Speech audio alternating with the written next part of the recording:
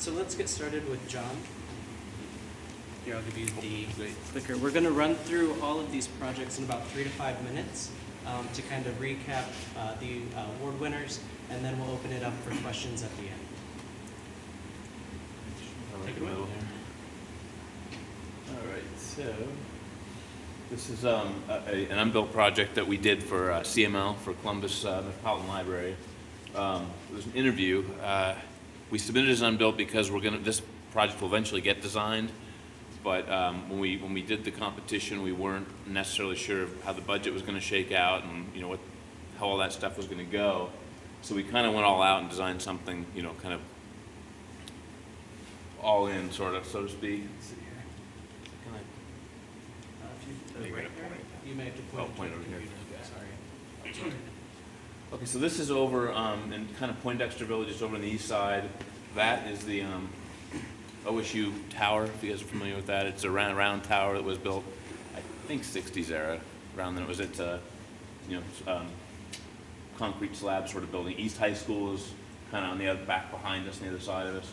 So this project's sort of a gateway into this neighborhood. It's a neighborhood that's seen rough times. There's been a lot of African-American artists that have come out of here, local artists that have come out of here. And of course, the library is dedicated to Martin Luther King. So the kind of inspiration behind it was Martin Luther King. One of the many things he said was to constantly move forward, to never move backwards. So at whatever pace you could do that at was desirable. So if he always said if you didn't have the strength to run, you would walk. If you couldn't walk, you'd crawl. That sort of thing. So the library's logo is this kind of layered, sort of curved, leafy sort of thing. And it's kind of the idea of turning pages in a book. That's kind of the main focus, I think, of the logo. So we kind of tied that to Martin Luther King and said, well, the library itself is this kind of turning of pages and kind of layering of leaves, and then that sort of works its way up into sections. You'll see later as we move on here. Oop, I just turned off the lights. There's sort of a gateway this creates into this neighborhood. So this street kind of comes off of Broad Street, peels off, and pulls you into what's going to hopefully be the future development of Poindexter. Right now it's all parking lots. There's really nothing here. It's kind of an object building because of that. There's not a lot of context to respond to. So when you get in the inside, there's these kind of folded plates that kind of lift you slowly into the building in a similar layering to the outer massing. So downstairs you were kind of underneath the concrete piece. Now you're moving up into this kind of layered, sort of diverse seating areas, kind of warm, rich wooden detailing. Of course, Martin Luther King and Amina Robinson, different kind of super graphics to kind of represent the neighborhood. Thought we had some drawings in here. So this is a multi-purpose piece. You're kind of in this atrium. That's the East High School, I believe, across the street. So you kind of come into this space, and you can either use the public spaces or move up into the library. Here's a diagram. Okay, so you can see it's this kind of splitting and folding, moving up into the space without actually using a stair. Interconnectedness of space is kind of an idea about connecting people, creating differentiated spaces, but connecting everybody visually, diverse folks, coming together. And here's the plan diagram. So you can see the plan is sort of this, the layering of those curves that start to twist and fold and bring you vertically up into the project. So there's the site diagram. It should have started with this. You can see there's not much left of the neighborhood, at least back here. There's a bunch of housing going on over to the west. There's a new senior housing development going on up there. The hospital's here. East High School's over here. So there's some fabric buildings that are left, but this is going to be largely redeveloped. So the idea is kind of to pull people through and in, and to kind of honor whatever might be the future of this neighborhood. We just don't know what that would be yet. Floor plan. So you've got you come in, sort of work your way up the first level. There's admin on this level, multi-purpose rooms. Service is kind of on that half level. It's kind of buried and sort of up, so that you get this larger reading space kind of floating above it. And again, this public space on the outside. And then the reading spaces, this would be, you've moved up into the project. You can see some of that seating stuff you saw in the images, and then the reading rooms that kind of look out over the neighborhood. and then I think that's the highest level of level 3, yeah. I think that's it. Nope. So here again, you can kind of see in section, there's that mechanical space that was sort of pochade out. And you work your way up, and you can see beyond that you're still working your way up to the higher zones. So that would be that upper space, that top portion for reading. So the project is not going to end up like this. There's just not the money to do this. So it's going to be more like a one-story, like the ones you're seeing that are kind of going up now. Okay. Thank you. Sure. If you want to pass it over to Bart, who's going to talk about the Coney Island Pavilion. Okay, so Coney Island, of all the award winners, actually I think we exaggerated here. We called it 60 square feet. It's actually 55 square feet. So if you compare it to the NBBJ Neuroscience Center at 440,000 square feet, it's quite small. But basically the project is a replacement of banal infrastructure in the downtown. So it's part of a series of projects that have been imagined by Malcolm Cochran, who's a curator for the Bold Booths program, which is sponsored by Capitol Crossroads Special Improvement District. This is the first site of hopefully 5 projects, which will all be designed by different architects in the city, some of which are in this room. And its inspiration came from its site. So, and actually adjacent to the valet parking lot site is the Great Southern Theater, which the geometry of the house and proscenium is really a very interesting series of conic sections that get welded together to make an acoustically superior performance space. And so we wanted, that's really where the name comes from. We wanted to sort of riff on that geometry to make it perform differently in the parking lot for the parking valet attendants' needs. So the performance is the way that this small attendant booth might shed water, might generate views to the parking lot and create an interior for the valets. All of this gets skinned in a curtain-like shell, which is also the kind of mechanical guts of the project.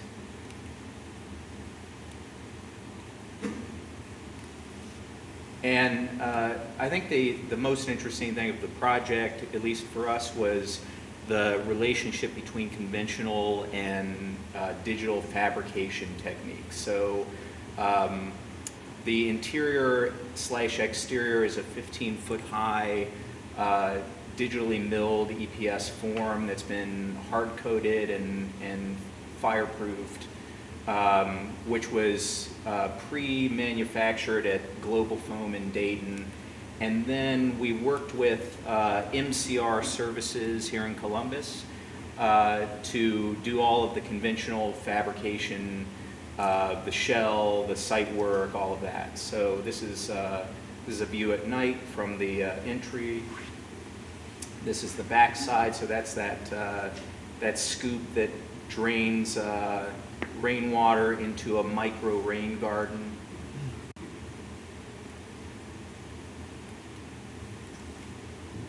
Inside, outside, so the same oculus from the inside. Some of the trappings of the valet's day-to-day use embedded into the form. And that's just a view from Main Street. Again, inside, outside, this is the front cone. So the inside of it is a integrated stool and work desk for the valets. That's a site plan. That's plan and section. And then just some view.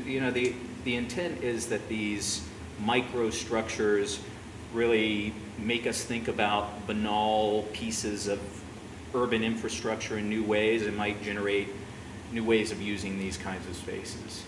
So that's it.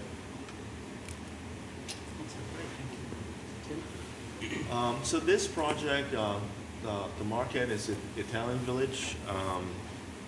kind of almost on the edge of the Italian village on Summit and 3rd, if you're familiar with the neighborhood.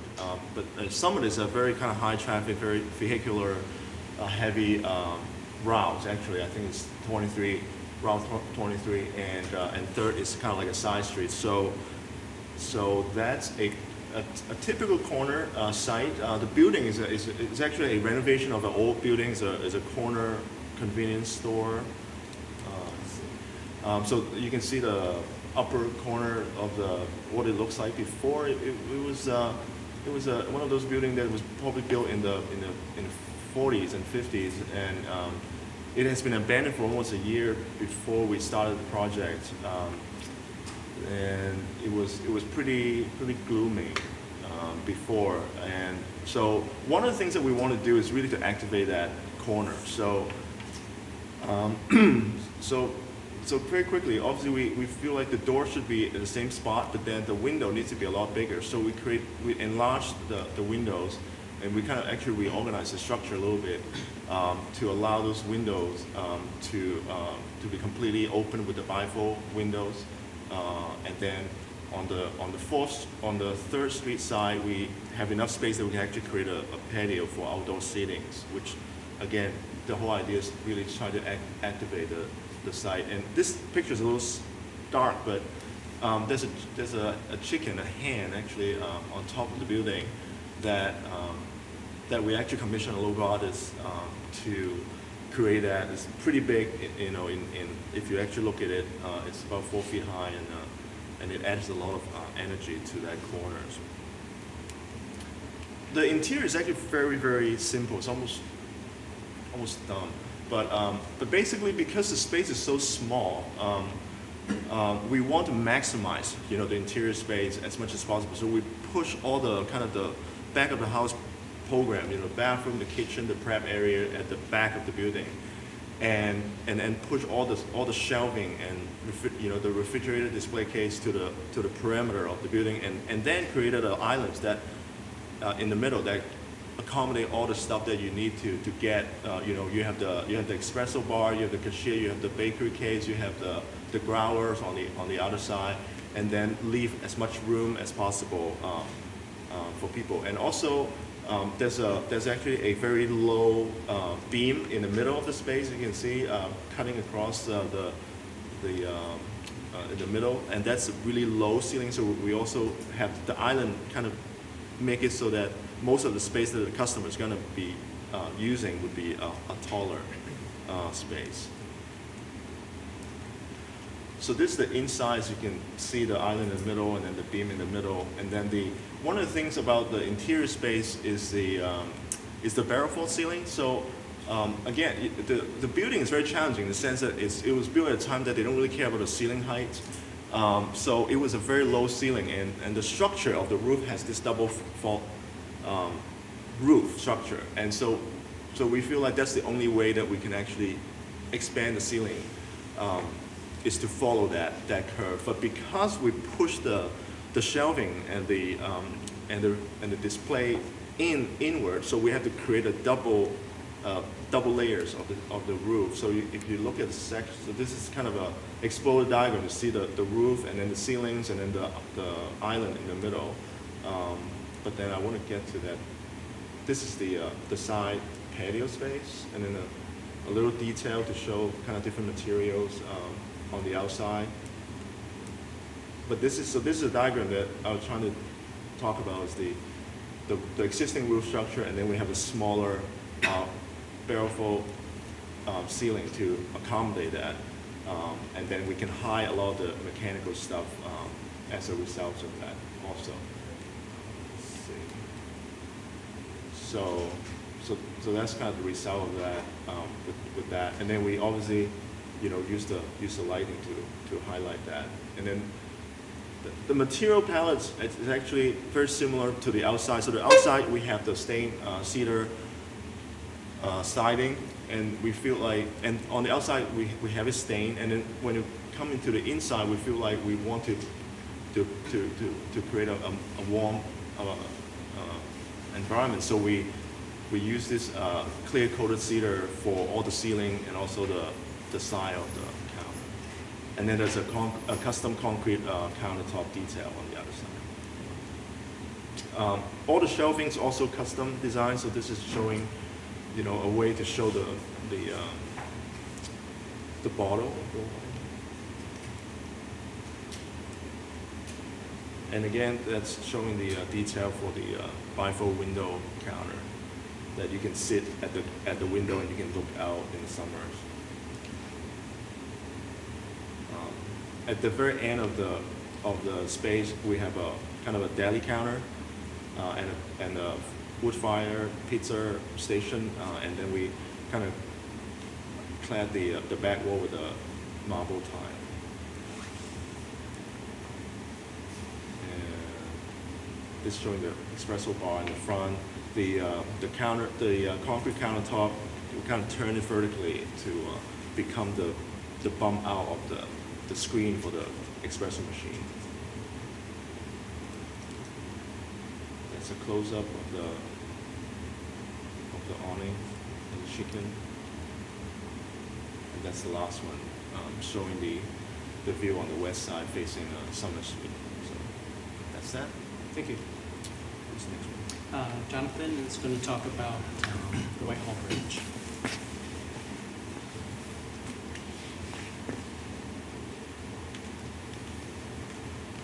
Oh, great. Okay, so this is really one of two libraries that were built at the beginning of the libraries, the Columbus Metropolitan Libraries sort of building initiative of rebuilding at least 20 of their branches. This replaced the previous branch in Whitehall, which was about half the size. This is about 20,000 square feet. Actually, the previous branch was about 7. Although the collection in the new branch is about half of what they had earlier, which speaks to really this kind of new library that they were looking for. And this is really pretty exceptional for the library system, that they have a really good leadership team, award-winning performance with their libraries, and a new vision for this new series of libraries. It's much more about, well, less about sort of these libraries as repositories of books, and more about access to information, more about being a value to the community as a community center, lifelong learning. It's a very kind of different attitude, and so along with that came some requirements for the libraries to be kind of to support that program. So this is on a site that was a vacant site in Whitehall, really about a half a block from the previous library, 6 acres of vacant land, and we took about maybe 3.5 for this library. This is on Broad Street in Whitehall, just east of Yearling. And the library sits broadside to Broad Street. We have a 50-foot setback. We also had a sanitary line going right through the site, which we, at some point early on we were trying to negotiate that. We ended up moving it. This is a 1-story building then along Broad Street. And really the goals were transparency, openness, accessibility, and flexibility. And that's where I would say one of the biggest attributes of the library is one that no one really notices, and actually I don't think it won't be realized for probably years, if not decades, and that's the idea that it's a very flexible space. So we purposefully, as you'll see in the next photographs, we purposefully designed the sort of public space reading rooms, and there are a lot more than reading rooms, as a very simple sort of flexible box with a raised floor throughout, a clean ceiling without HVAC. So over the years, we're already seeing these libraries transform entirely from the previous sort of iteration.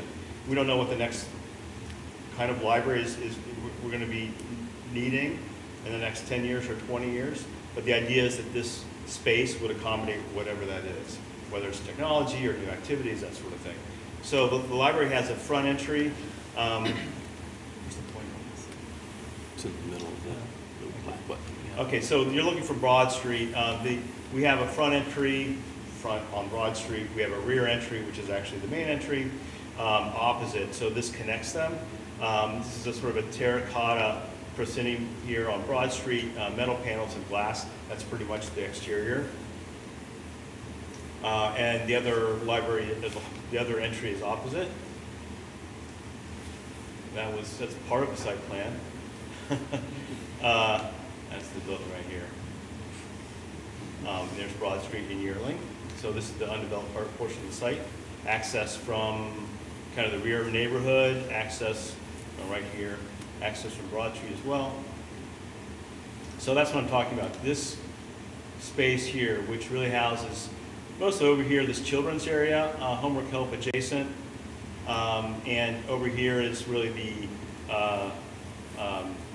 adult collection, computers, which is a much larger portion of the library than previous, a teen area including a small recording studio, and a quiet lounge at the end. So this is all pretty much open from end to end and transparent all the way around. It captures the northern light, which is better for reading, and beyond that, all the sort of staff areas, support areas, and most of the meeting rooms, at least this large one, is on the back bar. So south entry, north entry, Broad Street above. Another view from Broad Street. So the idea here really is we had this very, very long building, and we wanted to emphasize the entries, so therefore the terracotta material on both sides. That's through they call it the welcome zone, Broad Street, the backside entry with the terracotta entries on both sides. That's the south entry from the parking lot, which is really as much a pedestrian entrance as a vehicular entrance. The neighborhoods are sort of behind you. I'm jumping all over the place. This is the northwest corner. So we were concerned about the daylighting here, so that's why we have louvers on the outside. We also have vertical fins on the inside that control the daylight. Otherwise, mostly glass. This is the entry towards the south. So the children's area here, which is you're looking west through those, those are the vertical fins and the louvers beyond that you just saw. This is all custom stacks here. The woodworking company actually told us that they do all of Les Wexner's projects in his house, and this was much more difficult than anything they've done for them. So we knew we had a success on our hands with the woodworking. This is all about kind of creating intimate spaces for reading within this kind of large open space. The structure and the ceilings are structural steel, but they sort of torque up and out towards the ends. More of the reading room. And the louvers on the wall with cubbies, reading spots. The quiet lounge on the end, on the east end. This is also about extending the views and really the sort of perceived space beyond the building into these sort of meadow areas. So this will grow into meadow grass eventually. Another view from the front. Excellent. Now we'll turn it back over to John, who'll talk about the Connor Group headquarters.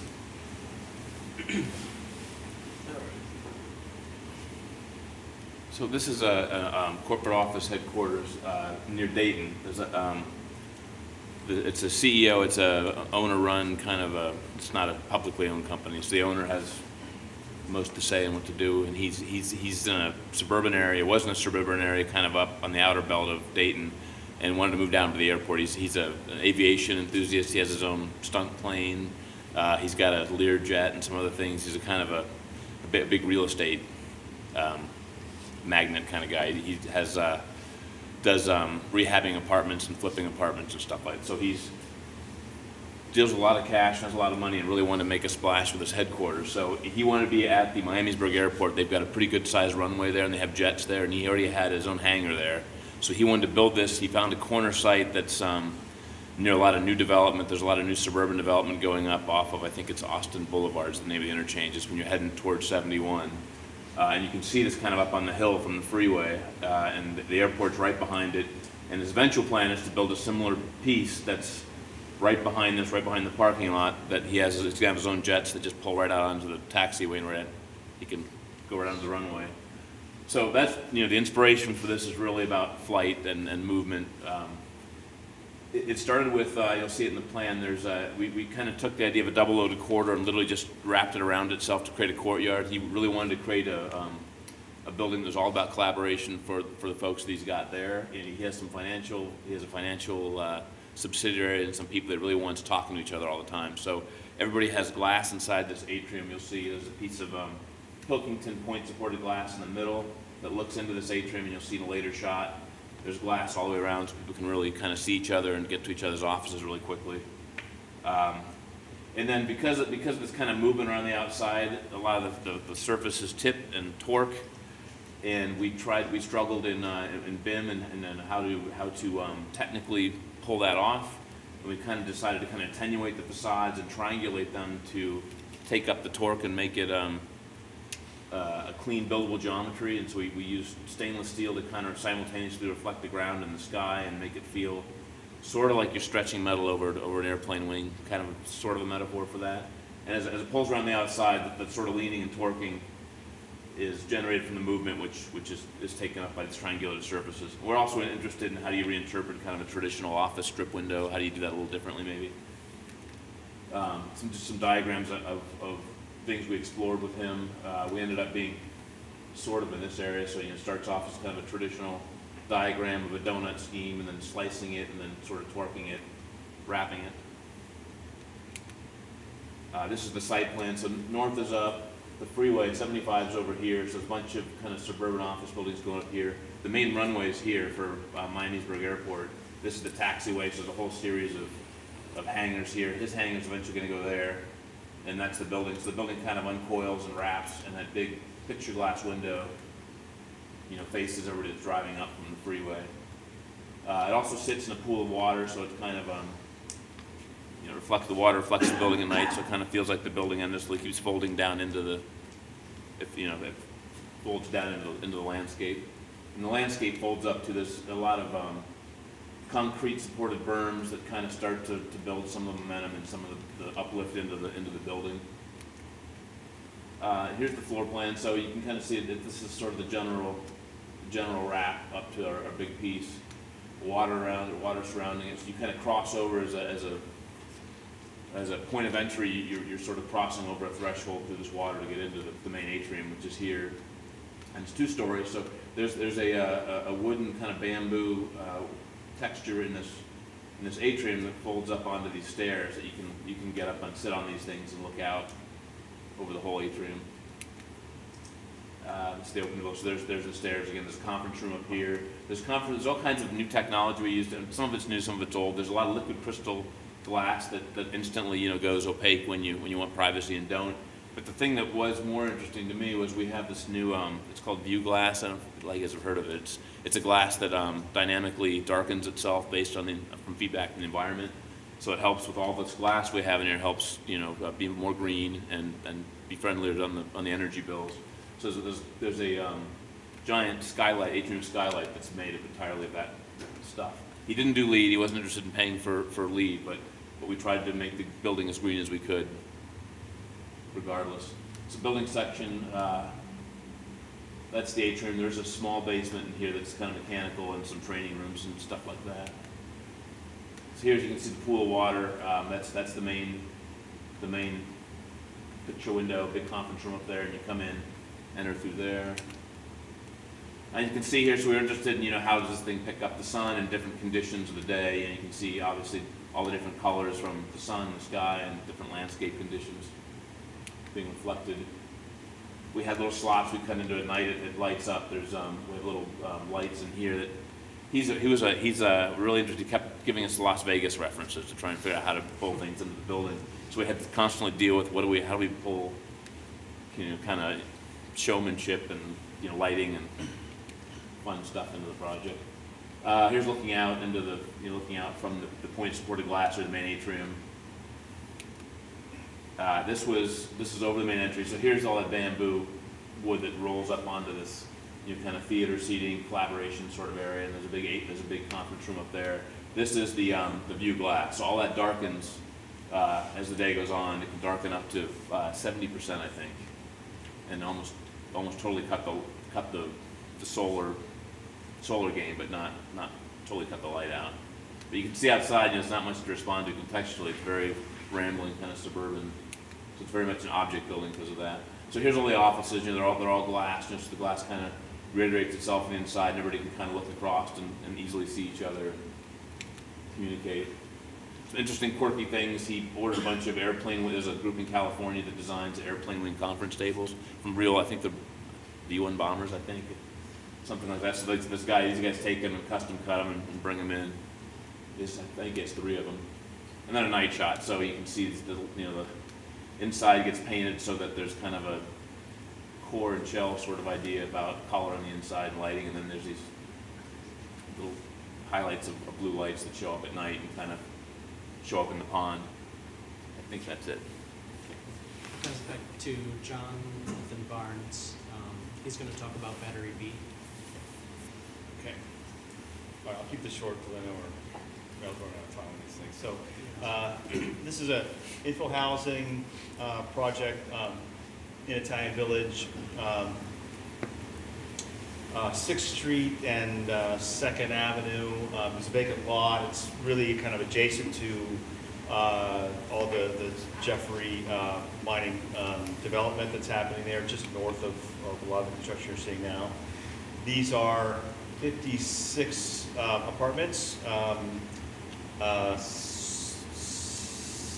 800 square foot apartments. All they're sort of convertible. Well, half are one type is a 1 bedroom. The other half is a kind of convertible on 3 floors. Essentially, we were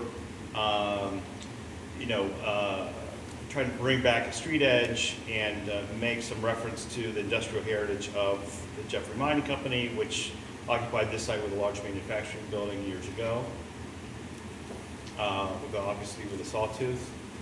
So there's a 3 and 2-story buildings with an extra walkway hidden behind, with an entry there at each of these sort of gaps. Unit type, this is the sort of split 1-bedroom type. This is a convertible. I don't know if we have unit plans in here or not, but these partitions slide away to open up the space as one. Again, sawtooth and the bays. We have graphic panels on each end. Combination of standing seam metal and brick, primarily, with some cement board as well. It's looking down 2nd Avenue. Another graphic panel with a sort of gap entry, public entry there.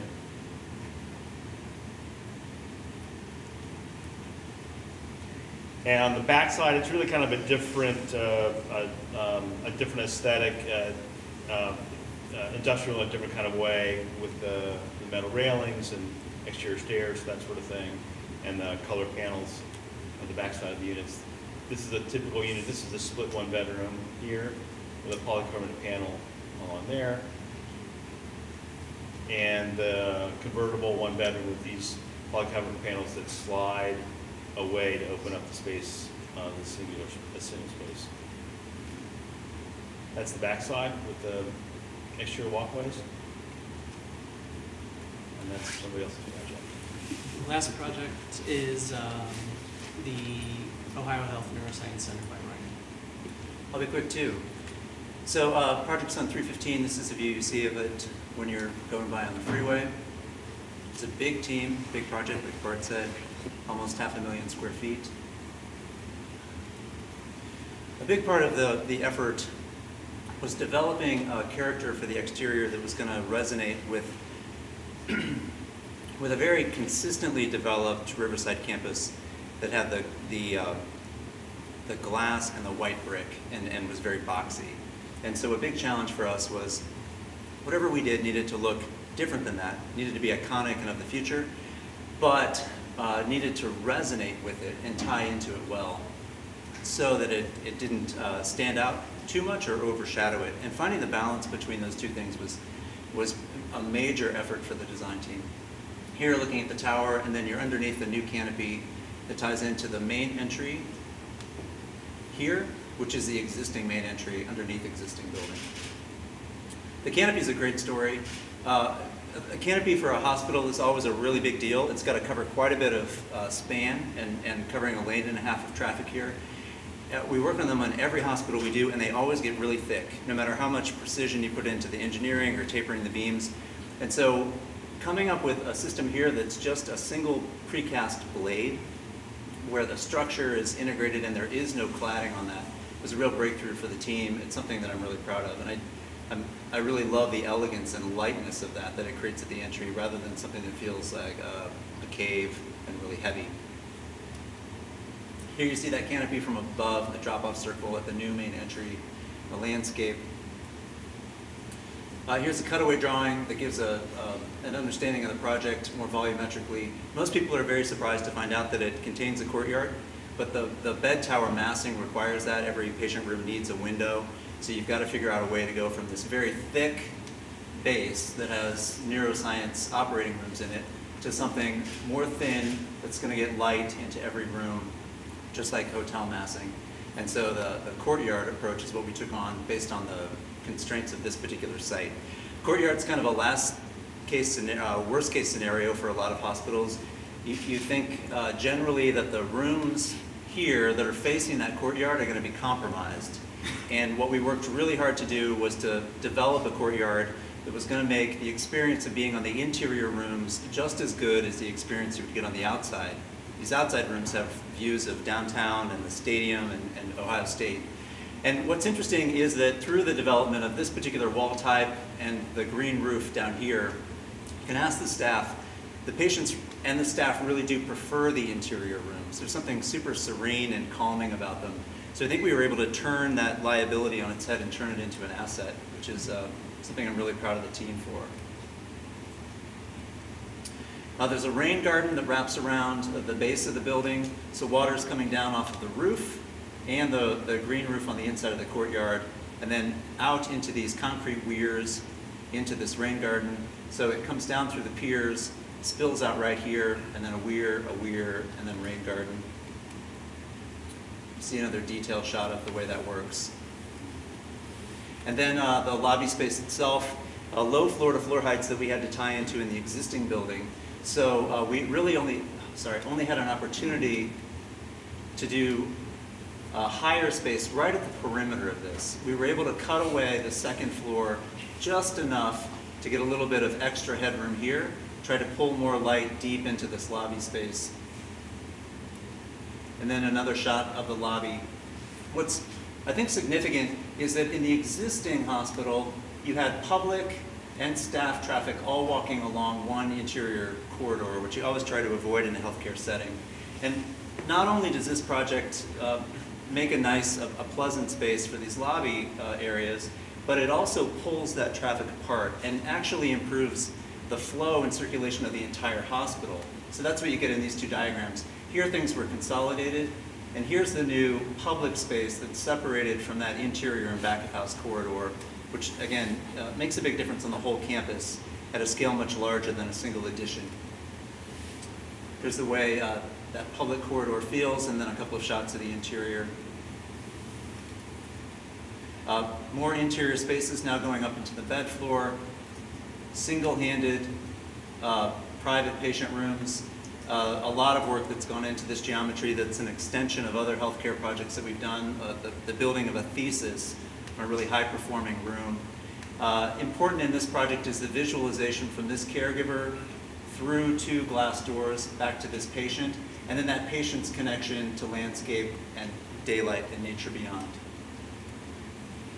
And that being no more clear than at the third floor, which is right at the green roof, and the connection you have to the plantings on that green roof. The green roof is an amazing thing because That is a green roof that's on top of brain surgery operating rooms. And so the importance of getting that right, guaranteeing that that would not leak, that we could do something that was beautiful, that was not going to compromise the incredibly precise OR work that was happening underneath, was something that took a tremendous amount of work on the team, on the team's part and the builder especially.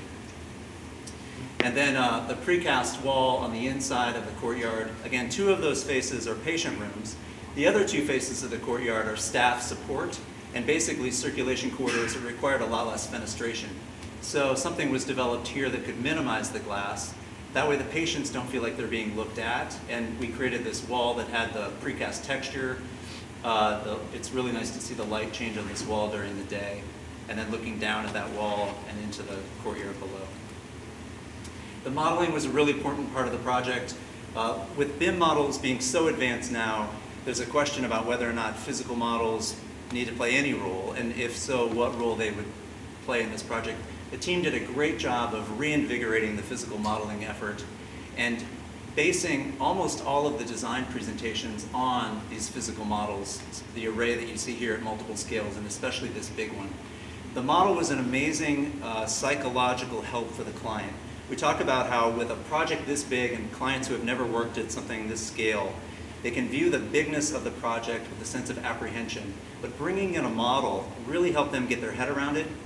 It shifted their thinking about the project from being apprehensive to having a sense of wonder attached to its bigness. And for us, that was really huge. And importantly, the model wasn't an additive effort. We did less drawing and presentation drawings in order to make the model happen without affecting the work plan and the project budget. And then lastly, prefabrication.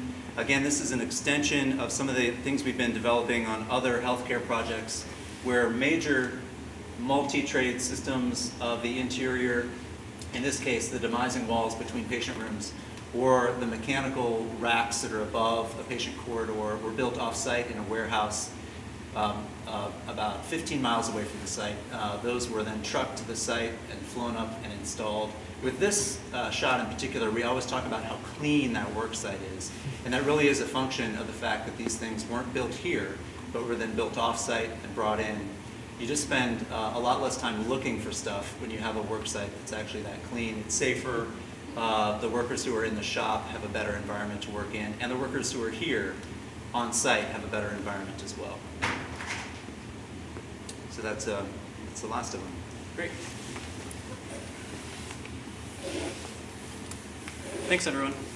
So now we're going to open it up to questions. I'll go ahead and ask a few, and then if you guys have any you'd like to go ahead and pitch them for. So I'd like to give everybody the opportunity to describe any unique drivers or details that may not have been represented in the slides just being shown to their projects, or really guiding lights for their individual projects. Tim, want to start? Sure. Talk about the detail.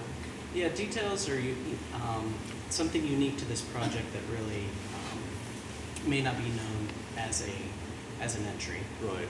Well, I mean, obviously, I was just listening to Ryan talking about the hospital and all the detail that goes into that, and I think one of the things that for me it's really hard. It's really difficult. It's really detailing something that is not typical.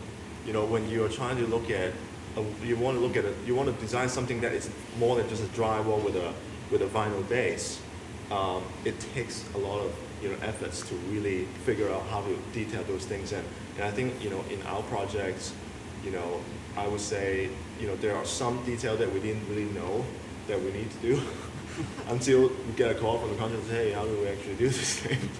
So we learn a lot actually during the construction, which is probably not the best time to learn, but I feel like that's a luxury, for some of our project that we were able to actually make a lot of those detailed decisions during the construction when we see these things being built, and we actually were able to either clarify the design intent, or we actually change because we see something that we didn't that we didn't know before. So I think that's one of the things that we learn, and obviously every project is like that you learn new things as you go. Like Ron was talking about the canopy, and I think we try to do that too. Try to be better in the project. So. Okay. Anyone else? I think the physical model discussion is interesting because, in our project, the general contractor, MCR, who just did an amazing job, and the lead craftsperson on that team just won an award from the Builders Exchange for craftsmanship, but they would send renderings of that project to consultants, and consultants would look at it and be like, there's no way. No, I don't want to be involved. I'm out. And then, so we would build physical models, and once they saw the physical model, everything is different. Like, oh, I can kind of understand this. And even the full scale, in our case, the physical model was also the full scale piece. And so to me, that was a really interesting thing of the process, was not only selling a client, and in our case, multiple clients, but then selling the people that end up having to execute the project on, the details and and some of those things, they do get figured out back and forth because of that process. But I thought that was an interesting part of the experience. So your model is a full-scale model that you build, or a small? Well, it's both, right? Like, we started with physical scale models at an inch to a foot, but eventually we've got the foam piece. It's at MCR, and they're bringing consultants over, looking at it because they're looking at rendering, saying, "I can't do this," and then they see it and they're like, "Oh, I have to do it now. Like, I have no choice." So mock-up. Nice. I'd like to know too, on the physical models, like on a project that big of that scale, when to pull the trigger and making, how far into the process, like, you don't want to have to get so far to redo, and how many iterations did you have to do? That was fairly finished. Well, that was far actually, they looked a little more polished in those photographs than they really were. They were all study model based. There were a few models that were presentation based that were made out of house, but all of that was study work. Wow. And so it was baked in from the beginning of the process, and it informed the process. And like you were saying too, the value of having the contractors, the builders standing around the project and then getting it and getting excited about it was really big. As a coordination tool, actually, that was exciting. Very cool. If I could just chime in about our project, one thing I'd love people to know about this project was what a huge team effort it was, and multidisciplinary. With any really big project, you've got a larger team inevitably, but this was a team of dozens of designers in our office. But then what was super exciting was that the contractor moved into our space for 2 years and was working with us. So we always talk about the ideal of co-location and maybe everybody being in a trailer at some point, but this was actually them in the design studio. And Corda and other engineers being in the space with us too. And we asked ourselves, do we want to have all of those other points of view even at our design critiques as we're talking about these things? Do you want somebody who's going to be really focused on cost? And actually it was incredibly valuable to have them there, invite them into their critique process and get their insights as we talked.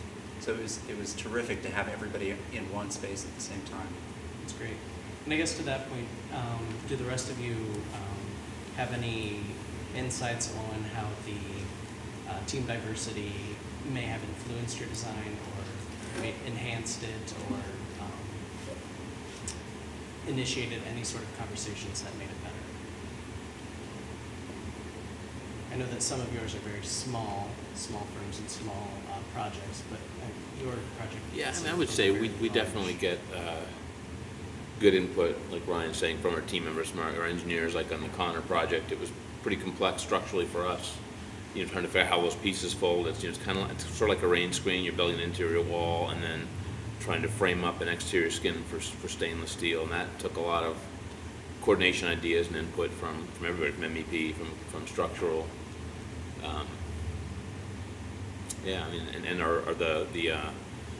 the View Glass company, we had to coordinate with them a lot and get a lot of ideas from them on how to actually cut the solar game for the project and make that much glass doable. And so Okay. yeah, there's a lot of that. It's very valuable. Our little project had 17 different fabricators that did parts of it, so I think, and with every single part, Walburn Creative or the Columbus Idea Foundry, like the back and forth, I'm always interested in that. It just makes better projects if you get good teams together of diverse backgrounds and skill sets. It's just going to make a better project. Yeah, and I agree. I think for some of these our smaller practice, I think our team really extend to a lot of the fabricators that do different things, and then we like to really work with them too, because sometimes we create a design and then they would have a different idea or they may not understand it. So, like for example, when I talk about a model, we also try to make model or mock-up of what we are thinking about how to do that. So sometimes when they look at the 2D drawings, they think that they understand the design, but they actually don't really understand the design. So obviously we have sharp drawings and all those things, and then you can really notice that how little they understand the design. Yeah. Because they never really draw exactly what you thought about what it should be. And so there's a lot of discussion about that. But for us also, for that particular project, we work with the client the clients are very, they have a lot of ideas about, what kind of design they want. And so there's actually a very collaborative, process with the client to come up with the design. A lot of things is, a lot of the ideas really from the clients, and we try to incorporate it, and so that's also part of the team about to create a design. Excellent. I'd like to shift over to libraries. So in Columbus, there are a lot of libraries under construction or future envisioned of what Columbus Metropolitan Library is. Can you two speak on behalf of what you view a successful library is? Or how is technology or innovation? Right. I mean, there certainly isn't one answer to that, but as I'm repeating myself, but I mean, the Columbus Metropolitan Library System has a very clear idea of where they want these libraries to go. And so I think it was an advantage for us having not done a library before, coming at it from a much different perspective, not kind of thinking about it as a traditional library. So I think it's much more about sort of the collaboration of different functions within the space, different sort of user-based functions, whether it's the commodity computing or, there's 3 different types of children's areas, as well as a teen area. And there's meeting rooms that are actually designated in the Whitehall Library. There's a meeting room that's designated for use by Columbus State for a satellite campus. So you got a lot of different uses within the same building, and they're not the kind of uses where you sort of put them down a hall in a room. So you have to be very conscious about how they interact, right? And it gets pretty specific in terms of what do you put next to kids and what you don't put next to kids. How does circulation work to have access to all these in a really kind of clear way without sort of disrupting them.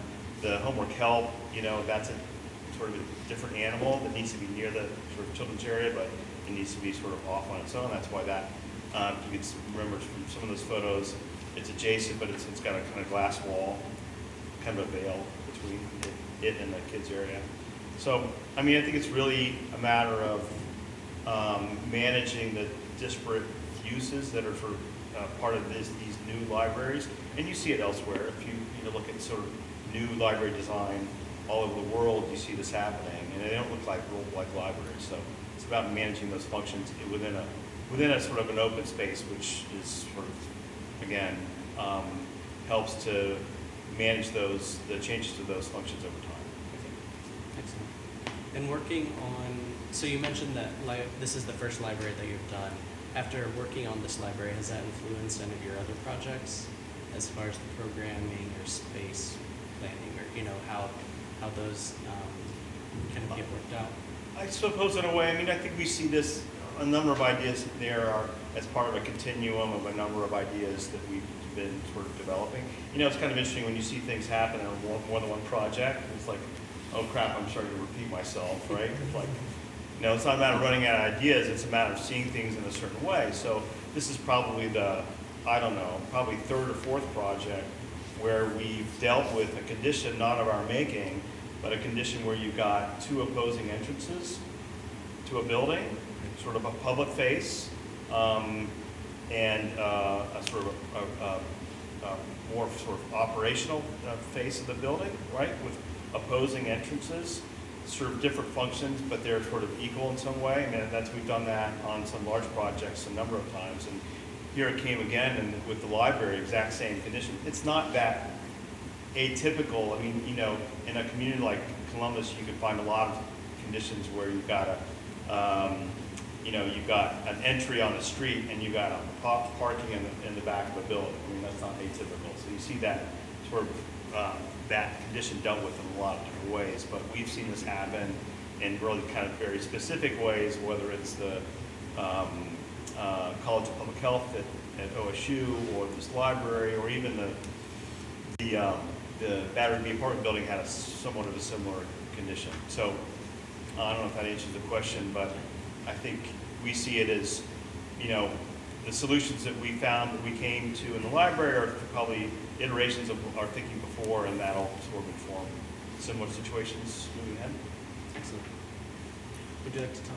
A lot of what I'm going to say is reiteration of what John has said. I mean, it's a type that's changing quite a bit. We, Moody-Nolan did libraries 15, 20 years ago. There was a series, there was another kind of a segment of them that were done around the city that we're kind of replacing right now, and adding to and replacing.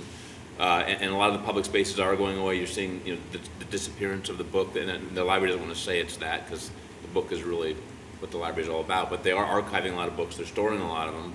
And it is more about access to quick media and open spaces. They really are becoming community centers. So they're kind of becoming not unlike what a YMCA is. And there's not the physical activities that are in there, but it's about social interaction. It's about strengthening the community and the family, openness, transparency. They're quickly changing. Like, I think the program of one of ours that came after John's, the program's already changed. Some of those public spaces, they decided, well, we don't want to have, in this particular library at Parsons, we don't want to pay for those multi-purpose spaces anymore. So a couple of them just went away. They decided not to do it, which changed as a kind of a back of house, front of house sort of notion to the library. You come in and you check in at a desk, where you do your interaction, get your books, and that's kind of changing too. Like, now it's becoming more of a transaction counter. You come up to a floating desk. They want to move around, so it's a little bit different than your traditional anchored desk where you had somebody to talk to. So that's all changing, getting more flexible. Behind that, you usually have the restrooms and the public areas you can use after hours, and the open areas. That's even starting to evolve and change, like, before our eyes, and like the segments that we're doing now. So it's just constantly evolving, constantly changing. So the future library, like John says, don't know what it's going to be. We're designing to make sure that they can handle whatever they evolve into, I guess. I love that it's a quiet room now. The library used to be the quiet building, and now it's like the room. It's loud. They're not They quiet don't care about that. I mean, you go to library projects, like, okay, how do we make sure that this is a really kind of a quiet space? And they're like, it's not quiet at all. I mean, even a quiet room isn't all that quiet. I mean, I would like to add to that. I mean, Columbus, definitely we are building some of the best public library in the country. I mean, if you look at just as recently as maybe 10, 15 years ago, the library now that we're building, that is brand new, that's, just finished construction, it's just beautiful. Now, however, I do think that the challenge is really the computer component of the library. If you walk in any new library in Columbus, the problem is that the computer becomes too dominating. And it becomes a weird situation, because you have a big group of people that were staring at a screen. They're kind of quiet most of the time, but they're staring at the screen, and it creates this kind of uneasiness to the whole experience when you have the library, you have the computer, and then you have to walk around all these people to get to the book. And it seems a little strange to me. You know, I wish they have maybe we can come up with a way that we can maybe have the computer on the outer end, and then so people can still experience the book, and you can have an area that people can actually sit down and read I books. think those will go away. I think eventually the homework help, the bank of library of those, it'll be server based. You'll come in with your tablet. You'll access information from wherever you want to be in the library wirelessly, Right. and there won't be a big chunk of physical. You know, for better or for worse, that Yeah. physical piece. It'll I bet become 5, a 10 years. holodeck. That's what it's going to be. Yeah. Yeah. Yeah, so you can access stuff from anywhere.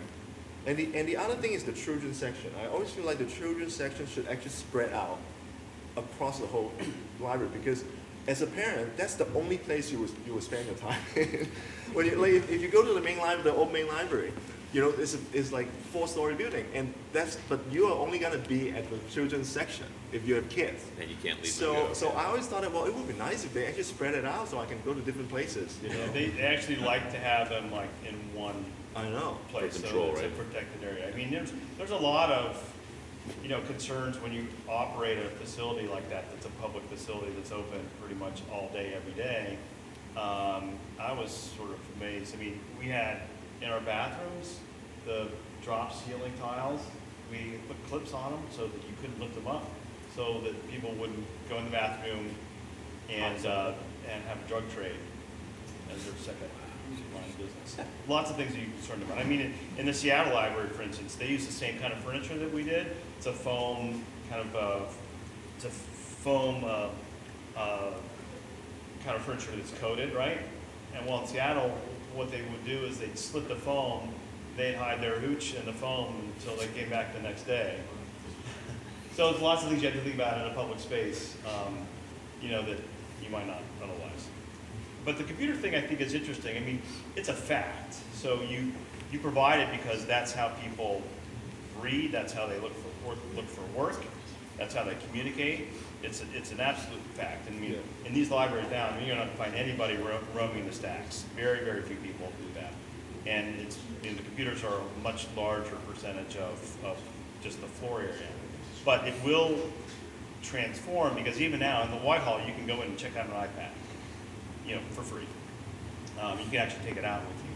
So it'll transform, I think, to something that's more mobile, but it'll be probably more computer-based, not less, as things move ahead. Excellent. One final question. I know we're running over on time.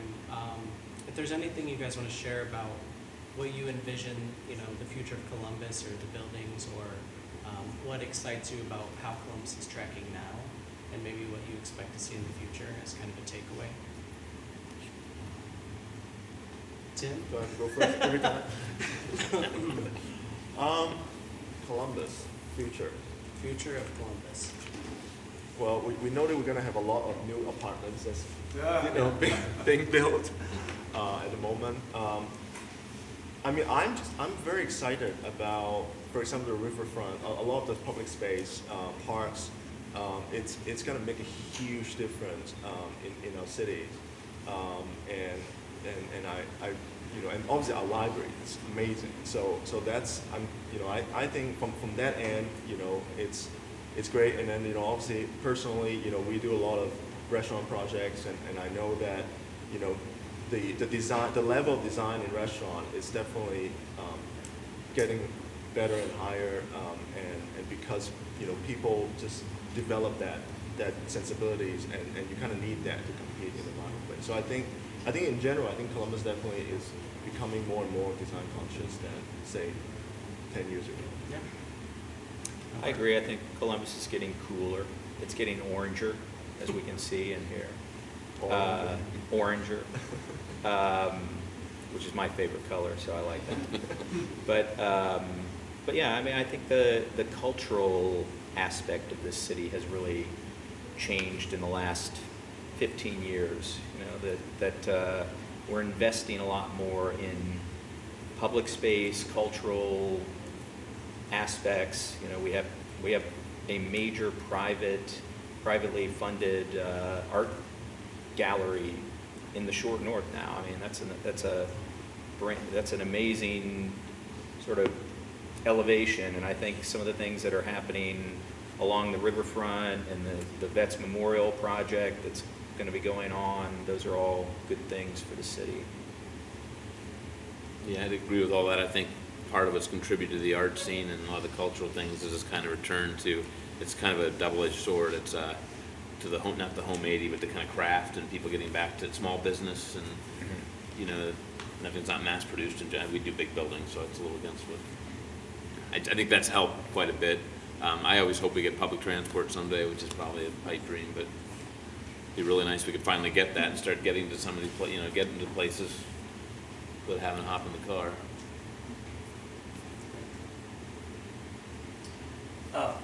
I like working on big hospital projects. I'm interested, though, in a future of Columbus that distributes health and thinks about healthcare in spaces that are not hospitals. And so it'd be great to keep working on these, but it's interesting how things become ubiquitous. And now your health is like on your phone and your watch and at CVS and at the grocery store and everywhere in between. So it's interesting to think about all the different scales from the scale you were working at to the scale I was working at, and how health then applies to that.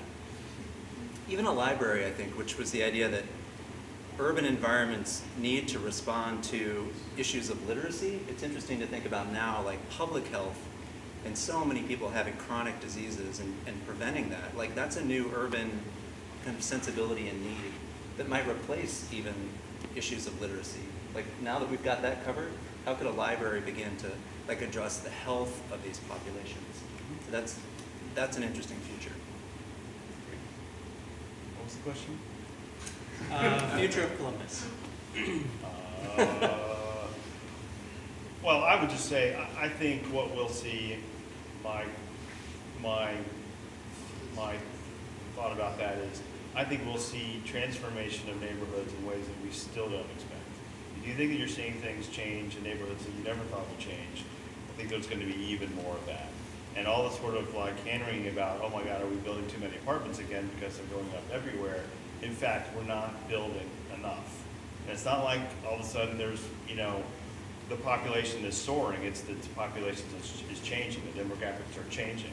So people aren't recognizing is we're not building the homes in the far, far suburbs that we used to.